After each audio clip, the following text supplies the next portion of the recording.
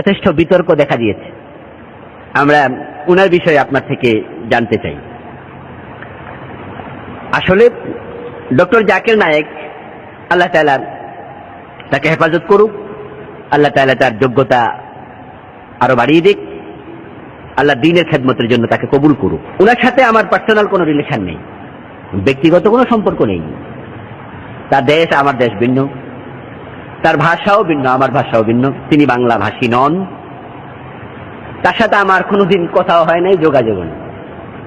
যদি আমি তাকে ভালোবাসি তাহলে আল্লাহ দ্বীনের জন্য ভালোবাসবো, যদি তাকে আমি ঘৃণা করি, অপছন্দ করি, সেটাও আল্লাহ দ্বীনের জন্য করব। আল হুব্বু ফিল্লাহ ওয়াল বুগযু ফিল্লাহ। কাউকে আমি ভালোবাসবো আল্লাহর সন্তুষ্টির জন্য, আবার কারো প্রতি আমার অপছন্দ থাকবে সেটাও আল্লাহর সন্তুষ্টির জন্য। তো ডক্টর জাকির নায়েকের ব্যাপারে আমি যতটুকু জানি, বর্তমান বিশ্বে তিনি একজন ইসলামের দায়ী, তবে মানুষ ভুলের ঊর্ধ্বে নয়।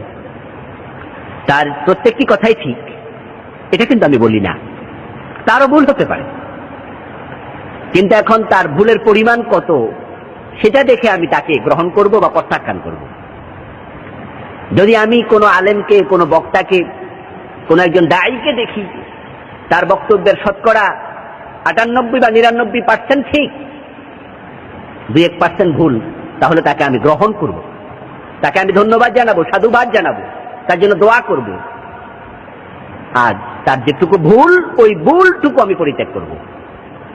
আর কোন বক্তার আলোচনায় যদি দেখি শতকরা 20% ভুল, 30% ভুল, অর্থাৎ তিনি 80% ভুল ঠিক বলেন, 20% ভুল বলেন, আমি তাহলে একজন দায়ীকে এটা গ্রহণ করব না। কারণ দায়ী হওয়ার জন্য আগে তাকে ইসলামের সহি সমঝ নিতে হবে। একজন সাধারণ আমলকারী মুসলমানের, যিনি ইসলাম মানেন, প্রচারক নন, ইসলাম অনুসরণকারী, তিনি 20% ভুল করতে পারেন। তার 80% ঠিক আছে, 20% ভুল আছে, আল্লাহ তাকে মাফ করুক, দোয়া করি, যদিও তারও ঠিক হওয়া উচিত। কিন্তু আমলকারীর জন্য এটা যদি কোনোভাবে মেনে নেওয়া যায়, প্রচারকারীর জন্য 20% ভুল মানা যায় না। তার জন্য 2-1% ভুল ক্ষমা করা যায়, কারণ আমরা 100% ভুলের ঊর্ধ্বে উঠতে পারবো না। ইমাম আবু হানিফা রাহিমাহুল্লাহ এত বড় আল্লাহর প্রিয় বান্দা, এত বড় আলিম, উনার কি ভুল হয় নাই? ইমাম শাফি রাহিমাহুল্লাহর কি ভুল হয় নাই? কারণ যদি ইমাম আবু হানিফার ভুল নাই হতো, তাহলে ইমাম শাফি মাযহাব উনি আবার নতুন করে মাসালা ইস্তেমবাদ করতে গেলেন কেন? ইমাম আবু হানিফার ইন্তেকাল 150 হিজরিতে, ইমাম শাফির জন্মই হলো 150 হিজরিতে। ইমাম আবু হানিফা রাহিমাহুল্লাহ যদি সব মাসলা 100% সঠিক বলতেন, এটা ইমাম শাফি রাহিমাহুল্লাহর কাছে মনে হতো, তাহলে তো নতুন করে মাযহাব আর হতো না। ভুল হতে পারে। ইমাম আবু হানিফা রাহিমাহুল্লাহর অনেক মাসআলায় উনার দুইজন অত্যন্ত প্রিয় ছাত্র, হযরত আবু ইউসুফ এবং ইমাম মুহাম্মদ রাহিমাহুমাল্লাহ, উনারা দুইজন, এই দুইজন বড় বড় ছাত্র উনাদের উস্তাদের খেলাফ কথা বলেছেন, উল্টা বিপরীত কথা বলেছেন। ইমাম সাহেব বলেছে এটা জায়েজ, উনারা বলেছেন না, এটা জায়েজ নয়, এটা এইভাবে করা দরকার, ইমাম সাহেব বলেছেন, আর উনার ছাত্ররা বলছে না, এটা এইভাবে দরকার নেই। তাহলে বোঝা গেল ভুল হতে পারে। তো জাকির নায়েক, উনারও 2-4টা মাসালা ভুল হতেই পারে।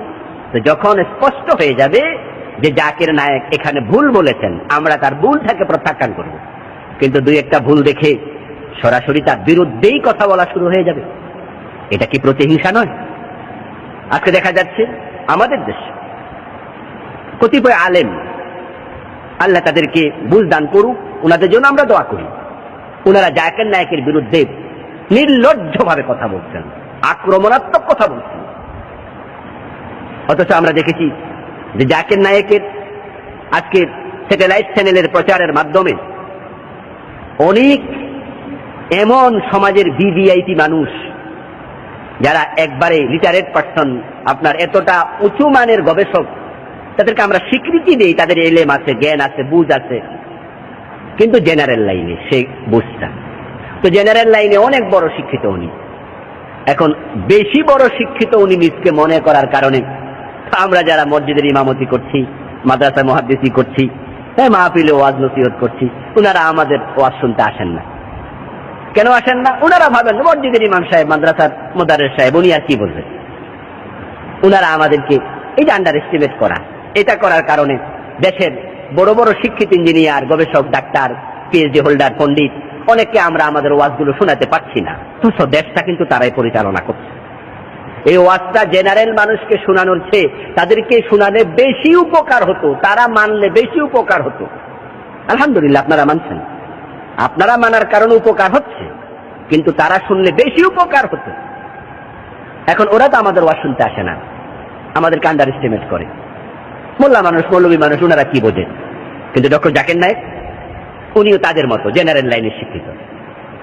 উনি একজন ডাক্তার, পেশায় একজন ডাক্তার। আপনারা জানেন তিনি ডাক্তারি লাইনে লেখাপড়া করেছেন। উনি ডাক্তারি লাইনে লেখাপড়া করে আবার ইসলাম নিয়ে গবেষণা করে আলহামদুলিল্লাহ যখনই তিনি বক্তব্য দেন, চমৎকার ডকুমেন্টারি বক্তব্য দেন। যখনই কোনো আয়াত বলেন, সাথে সাথে কোন সূরার কত নাম্বার আয়াত, যখন কোন হাদিস বলেন, সাথে সাথে কোন হাদিস গ্রন্থে আছে, ওই গ্রন্থের কত নাম্বার অধ্যায়ে আছে, রেফারেন্স সহ তিনি দেন। তার মেধা, এটা একটা বিস্ময়।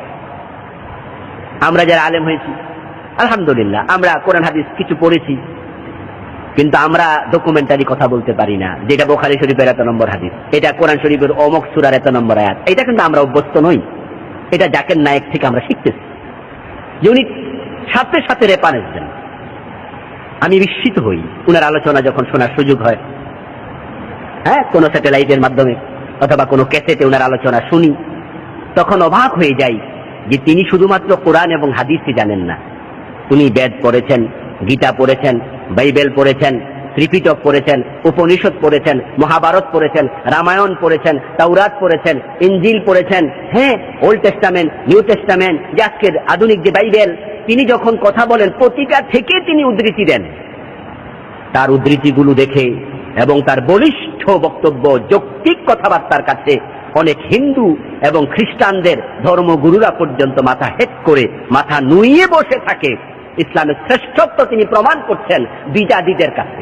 বিজাতিরা যারা আমাদের ধর্মীয় কালচারের বাহিরে, অমুসলিমরা পর্যন্ত তার কাছে এসে চুপ করে বসে তার বক্তব্য শুনে তারা বলতে বাধ্য হচ্ছে যে আপনি ঠিক বলছেন, ইসলামের শ্রেষ্ঠত্ব তিনি তুলে ধরছেন।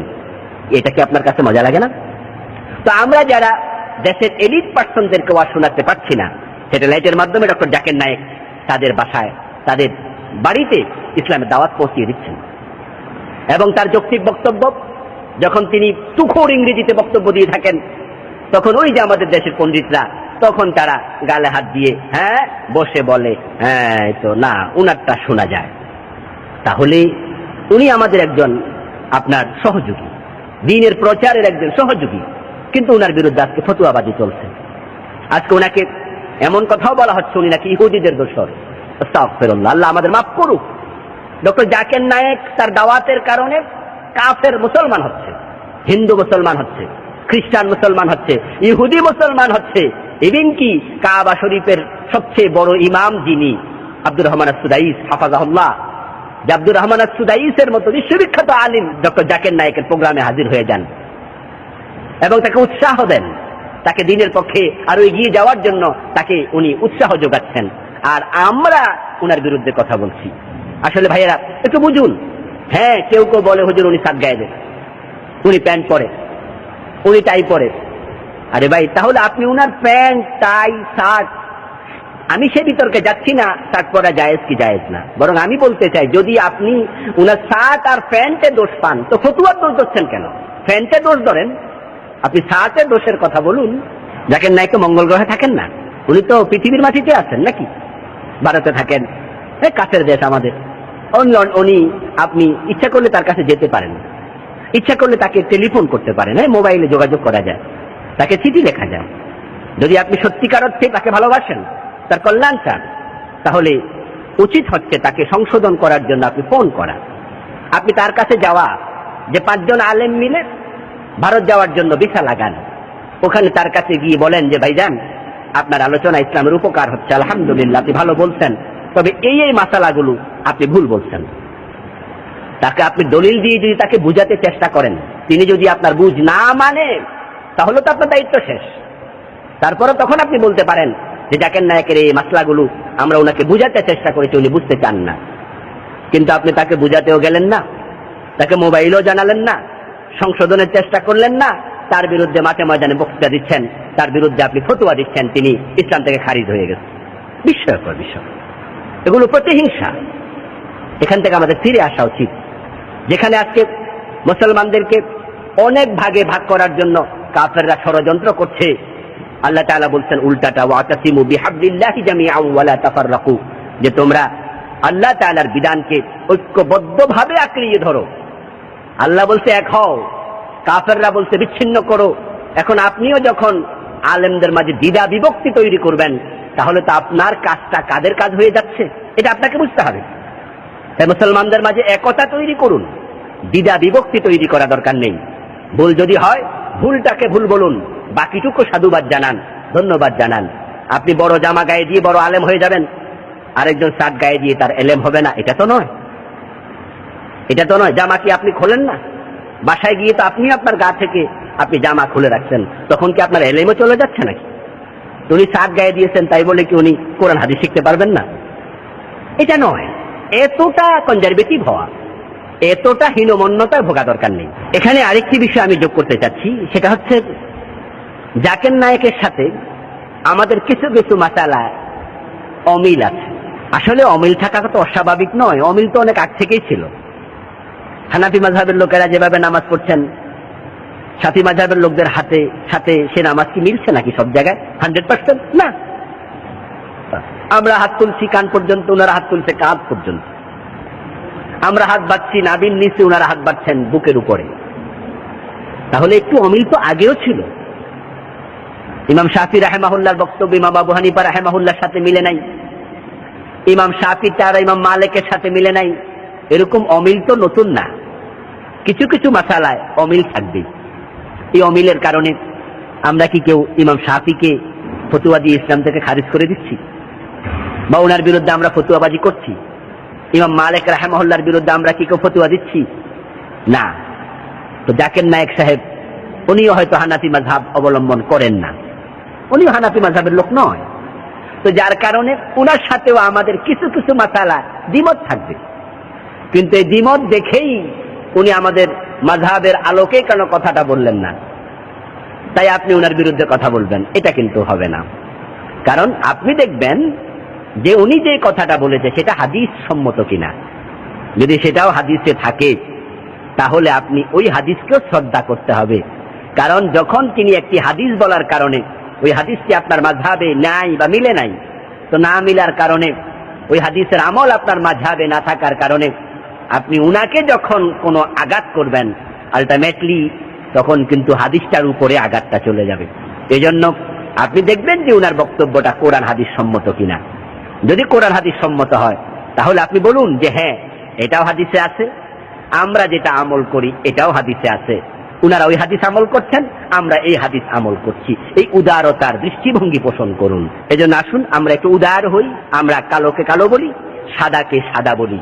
আমরা বিতর্ক থেকে ফিরে আসি, সত্যকে আমরা সাধুবাদ জানাই, অসত্যকে আমরা প্রত্যাখ্যান করি। সে মানসিকতা আল্লাহ তাআলা আমাদের দান করুক। আমিন।